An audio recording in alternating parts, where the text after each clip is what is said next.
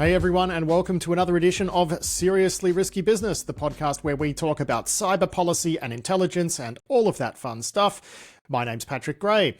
We would like to thank the William and Flora Hewlett Foundation for supporting this podcast, as well as Lawfare Media, which syndicates the newsletter on which it is based. And we also have a corporate sponsor this week, which is RunZero, which makes a terrific asset discovery platform. And indeed, we had a sponsor interview published into the Risky Bulletin feed earlier this week, in which Casey Ellis, the founder of BugCrowd, actually put on his Risky Business Media hat and interviewed HD Moore, who is the founder of RunZero, about how they're integrating open source vulnerability scanner into the RunZero platform. That is very interesting, and I would recommend that you check it out if security is your day job. So joining me now is Tom Uren, who is our policy and intelligence editor. And Tom, you're just putting the finishing touches on your newsletter this week before it goes out. And of course, people can subscribe to it by heading over to risky.biz. But you've looked at a few things. The first thing is you've done a bit of a wrap, right? Because there's been all of this coverage about various law enforcement actions, takedowns, arrests, indictments, disruptions. And you've sort of pulled all of that coverage together into one piece and sort of had a look at it from a more macro perspective. And I think the lesson here is that law enforcement is actually finally kicking some goals against the ransomware ecosystem by being actually quite smart about where they're choosing to prioritize their sort of disruption and investigative efforts. Yeah, so I suppose stepping back, the problem with ransomware is that it has traditionally been difficult to arrest the people directly responsible for a particular incident. So that's happened occasionally, but very, very rarely. And so the approach that they've taken is to look at the whole ecosystem, what supports ransomware actors. And that turns out to be things like info stealers, initial access malware, and they're often botnets where the botnets themselves are amenable to law enforcement action, where they can seize domains, take control of command and control, and disrupt the actual operation of that malware. And so that's what they've been doing.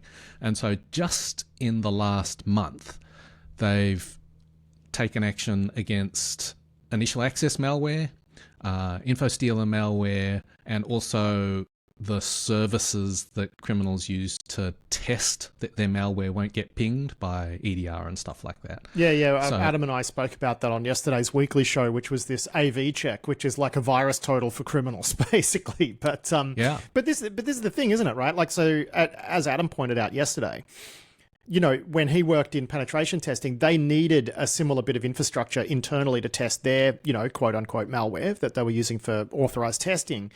And that it was a lot of work to do that. So obviously it makes sense for, you know, niche criminal operations to offer that as a service.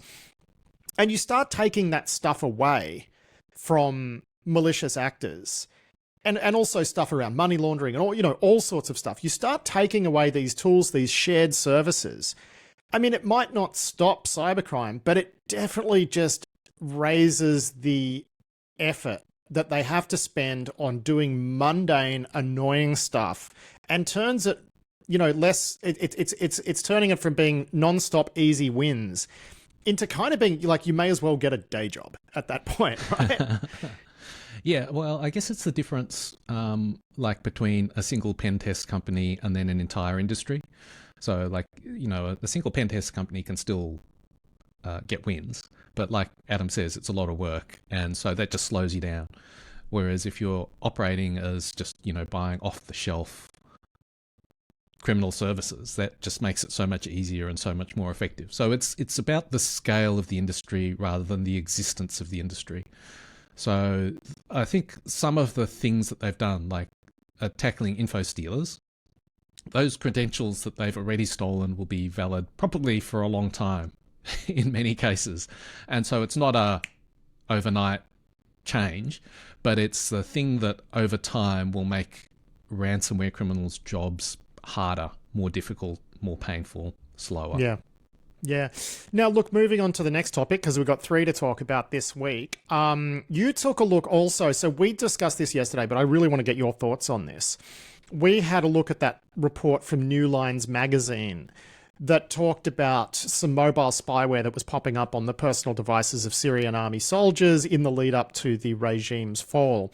As we said yesterday, sort of a strange story in that I'm not really clear on what it was saying. Like, was it saying that this is one of the reasons the regime fell? I mean, that's drawing a pretty long bow, if I'm honest. But there's something here, isn't there? Like, there's something interesting about the fact that someone was essentially paying Syrian soldiers to install this on their devices. I mean, they're doing that for a reason, but we don't know who did it, and we don't really know how they used any intelligence collected. But as a starting point, I think this is going to turn into, hopefully we'll find out more and it'll turn into an interesting story. I think as it's written, it is the example par excellence of how you would try and get an app into an opposition military. And the article suggests that it was instrumental in the rapid collapse of the Assad regime. So the story is that they were basically offering the app as part of a purported financial aid package. And it seems like they probably were paying people. And the amount of money is like $40 per month. Doesn't sound like much, but in the context of the Syrian army at the time was more than most monthly salaries. So actually a significant amount. And you can see that in that situation, you would probably get a lot of installs. And it leaves unclear the link between how did this result in any potential military advantage for the opposition. And it combined both phishing to get information about the person and also spyware on the device. So if you did that very well, you could get an intelligence package for individuals and be able to trace them over time. So it's not a huge leap to think, yes, you could turn this into military advantage. But the actual sort of circumstances that enabled the spyware operation to be successful, like tremendously poor pay because the Syrian pound had collapsed. Yeah. I mean, exactly. When $40 seems like salvation, that person is probably not terribly committed to the cause they're allegedly, supposed to be fighting for, right? Yeah. And it gets worse. They talk about how basically officers were selling services to their troops. Like they would buy solar panels in order to charge mobile phones, and that they would charge their own troops for access to the solar panels. Like, this is not a military that is, with strong morale that's going to stand and fight if they think that they're on a losing side. They would also sell food to their own soldiers. Sounds like a really high-functioning system they got there, right? Yeah, so on the one hand, it seems like, yes, this is an amazing operation, but it's really falling on fertile ground. Like, it's hard to imagine that if you had some money, like not a huge amount of money, just some money, that you wouldn't have success in that situation. But it's also the exact same situation where the military is likely to collapse anyway. And it seems like even though it seems like a great example, it's also an example where they bought commodity off-the-shelf malware, it's a phishing page, and they're paying a little bit of money. And it seems to me to turn intelligence into military advantage is actually a lot of work. You have to have people analysing it, integrating it with military plans. But even something as simple as like getting location tracking on a significant enough number of, Syrian soldiers. And, part of this phishing, they would have collected, like, what unit are they from? Do you know what I mean? Where are they currently deployed? And I could see how that could be really handy. If you know this soldier is from this unit, you're fighting a war against them, and then you see that person moving to another location, that might tell you, hey, this unit's moving over there. So I think in that sense, if you just had a couple of infected devices in each unit, you would have terrific intelligence, particularly if you didn't have access to fancy things like satellites. Yeah. So I can see that as well. It just seems that they were bound for collapse. Yeah. Regardless. Well, and that's the thing about this piece is it seems to attribute the collapse to this app, right? Which, as I said, it's drawing such a long bow. I don't think that HTS were able to take over the entire country in something like a week because of a bit of mobile spyware. Like, that just seems nuts. And the other thing is, there's no detail in that piece about who may have created it? You know, could it have been the Israelis doing this just to keep tabs on the Syrian army, which is something you could imagine the Israelis would want to do, right? Because that's going to be prudent for them to do that. You know, there was some C2 infrastructure in the United States. Could it have been the Americans? And if so, why? Like, because they've still got, you know, various alliances in the, you know, at that point, various alliances in the north and whatnot. So, you know, it's an odd one in that I feel like this is a journalist who, you know, hasn't had a lot of experience writing about this stuff, and they may have, you know, got a bit excited. Yeah, I get the same feeling. I thought it was a really interesting story. I think it's kind of encapsulates how there's many factors in everything, and people in cyber or out of cyber even want to sometimes take the most sensational, you know, cyber Pearl Harbor type case, but a war. Oh, like we love a good cyber Pearl Harbor. there's just so many factors, right? Yeah. Very unlikely the app was a key one. It may have accelerated things a little. Yeah, I just can't wait for like someone, I don't know, Citizen Lab or whoever, to get their hands on this thing and actually pick it apart and see if they can figure out who done it, right? Like, love a good mystery. Let's move on to the final thing we're talking about this week, and this is something that we didn't cover, in fact, in the weekly show, which is a look at GRU. That's Russian, SVR's military. GRU is also military, isn't it? It's their... Yeah, GRU is definitely military. I think SVR is like a foreign intelligence service more than military. Yeah. So GRU is the Russian military sort of intelligence unit, Unit 29155 of GRU, which does a lot of like, you know, assassinating foreign dissidents and sabotage operations and things like that. More recently have been linked to various cyber operations. And there's some excellent reporting from The Insider that's taken a deep look at the sort of history of Unit 29155's cyber operations. As you've described them in the headline, they are part-time hackers but full-time assholes. Yeah. Walk us through what this report has shed light on. So, to me, the mystery about Unit 29155 is you've got a sabotage and blowing stuff up unit. These are hands-on guys. They're almost always guys who want to like just blow stuff up. And how does a unit like that get into hacking? Like, that makes no sense to me whatsoever. And it turns out that they just got a cyber criminal, and somehow he ended up in the unit because the boss at the time presumably wanted him. That's not clear in the story. So in the story, they find all these materials that are basically like reflective of very poor OPSEC. So they talk about a trove of leaked emails, social media posts, phone records, and crucially, unprotected server logs and left behind burner emails and disused VK and Twitter accounts. So they would do their work on public platforms, and then once they'd finished, they would just leave them behind. They wouldn't delete messages or anything like that. And the first hacker, he did a number of hack and leak and false flag operations. Yeah, so this was Tim Stiggle, who was the guy, this is the former cyber criminal who was recruited in 2014. Yeah, so Stiggle, he did a number of hack and leak operations, often false flag hack and leak operations. So presumably that was something that the boss of the whole unit at the time wanted to do.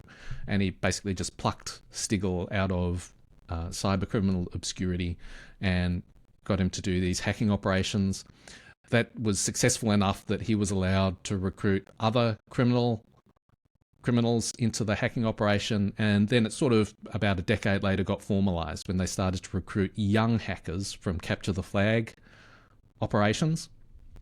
Now, some of the operations they do just seemed like totally bizarre to me. So prior to the invasion of Ukraine, they were trying to foment dissent with a graffiti campaign across Ukraine, and they would recruit people on Telegram, pay them money to write graffiti. And it was like graffiti. I mean, that's cool, right? As far as foreign intelligence, you know, sabotage operations, that's cool. But you know what's cooler, Tom? You know what's cooler? Smuggling in a bunch of fake demountable homes deep behind enemy lines stuffed with drones that then fly off and start blowing up strategic bombers. I mean, if I had to choose between the graffiti campaign or the...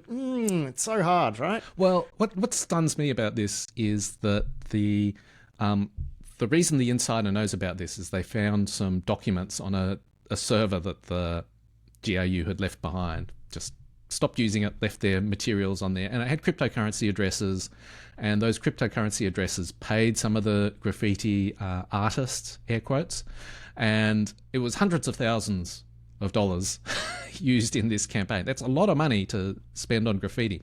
Now, the serious side of this is they do some stuff that strikes me as bizarre, and then they do other stuff that is terrifying. So using basically the same sort of techniques, recruiting people over Telegram, they've tried to get people all across Europe to basically do sabotage in recent years. So that's like setting fires, targets like warehouses, shopping malls. And they've also got more ambitious plots, which, so according to the insider, it's smuggling incendiary devices encased in sex toys and cosmetics aboard DHL cargo planes bound for North America. So that's you wouldn't want to accidentally use one of those sex toys with the incendiary device in it. That would be a bad time. And so the report also looks at the culture where it's basically just anything goes. So the people at the head of the hacking unit, the most recent head, is quite corrupt. So they're setting up deals where their mistress is the beneficiary of GRU funds, and they travel around the country on junkets. And so it seems like the ultimate reason that they got into hacking is just because they felt like it and they could. Yeah, but I mean, you mentioned hack and leak earlier. Is there anything else they're doing? Like, is there anything at all interesting about some of the hacking stuff that this unit does? Some of the material they've hacked has turned up as some of the COVID laboratory, that conspiracy theory that the US was involved in biological warfare labs in Eastern Europe. So some of that has reached the kind of mainstream media at times. But they were fabricated documents, I'm guessing, with a few real ones sort of sprinkled in, right? I think, as far as I can tell, it was all made up. Okay. Or they take elements of truth and twist them, and so. But that's more of an information operation than a cyber campaign, I guess. Like, I'm just wondering if they done anything cool in cyber. It sounds like not really, apart from just get paid. No, none of the operations I had heard of before. So there's lots of them, but nothing that had sort of peaked above my radar. Yeah. Well, I guess it's as you said, right? They got into it because they felt like it. It's not really advancing any objective, but it's nasty. So it seems very much like a GRU kind of operation. As you said, part-time hackers, full-time assholes. Tom, we will wrap it up there, mate. Thank you so much for joining me to talk through all of that. Fascinating as always. Again, if you're not subscribed to Tom's newsletter, it goes out once a week, and you can subscribe to it at risky.biz. Just head over to the newsletters section, and you'll find both of our newsletters there. Great to chat to you, mate, and we'll do it again next week. Cheers. Thanks, Patrick.